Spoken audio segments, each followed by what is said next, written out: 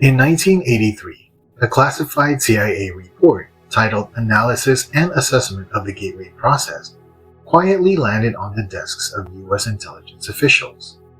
It wasn't about weapons, espionage, or politics. It was about something far stranger, a method they believed could let human consciousness break free from the limits of time and space. The Gateway Process wasn't a rumor. It was real, documented, and buried under decades of secrecy. It described how the human mind could be trained to achieve focus levels, stages of awareness that could separate the spirit from the body. The US Army funded experiments to explore it. The Monroe Institute, a small research center in Virginia, developed techniques using binaural beats, tones that synchronize both hemispheres of the brain. When the left and the right sides move in harmony, reality itself, they believed, could open. And, according to the CIA, that's exactly what happened. The Gateway Process proposed that reality isn't solid, it's energy.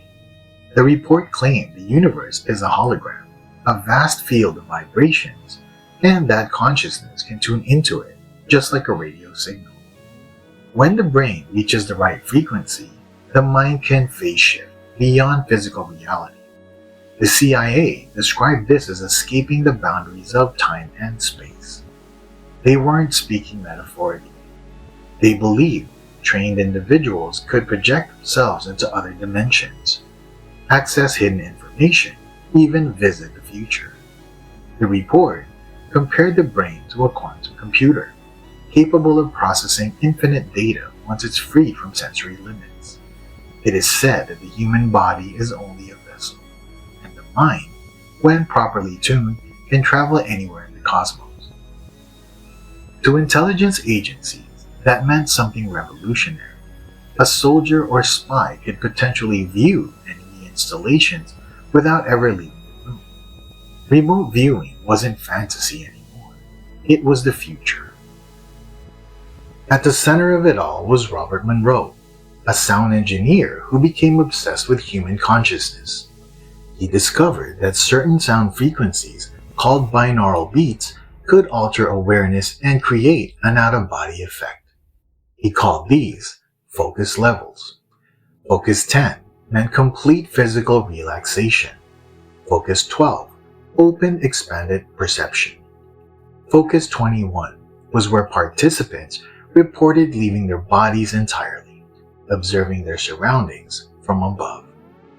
The Monroe Institute trained hundreds of volunteers, including military personnel, to navigate these states.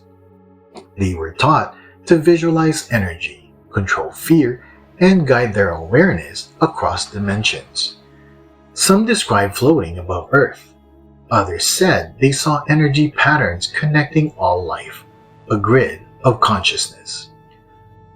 One subject claimed he traveled to the year 3000 and saw humanity living in light cities orbiting the stars. The US Army called it psychological training, but the deeper they went, the harder it became to explain what they were experiencing. By the early 1980s, the US military had already been experimenting with psychic warfare. Projects like Stargate and Grill Flame aimed to train soldiers as remote viewers, psychic operatives who could gather intelligence across vast distances. The Gateway Process became their theoretical backbone. The idea was simple. If consciousness isn't bound by distance, then observation can happen anywhere, instantly. According to reports, some viewers described secret Soviet bases in exact detail, right down to the equipment layout. Others claim to encounter non-human entities, beings of pure energy that observed them from the other side. Not every mission was successful, but enough were to keep funding alive for years. The CIA labeled most of these results inconclusive, but off the record, whispers circulated about the things these operatives saw, not just across the planet, but beyond it. Because once the mind could leave the body, there was no limit to where it might go. The gateway process drew heavily on quantum physics, ancient mysticism, and neuroscience. It proposed that the physical universe is a projection, a holographic reflection of pure consciousness. Every atom, every galaxy, every living being, part of one infinite energy pattern. And if consciousness is the observer, then by changing its frequency, you can change which layer of reality you experience. The CIA's document described this as turning the mind into a laser, a focused beam that can slice through the illusion of matter. Through practice, the subject could eventually step outside the simulation entirely. Some researchers said participants entered states where time stopped completely. They could observe past and future events as if flipping through pages of a book. Others spoke of hearing tones, geometric shapes, or voices from a dimension of light. For the intelligence community, it raised a terrifying question. What if reality itself could be hacked? After years of study, the CIA's final assessment was quietly filed away. The document concluded that the gateway process works in part, but its full potential was beyond the limits of known physics. That phrase alone sent ripples through the scientific community decades later. It implied that something was happening, but not something the government could safely control. The report recommended further study, but the project vanished into classified archives.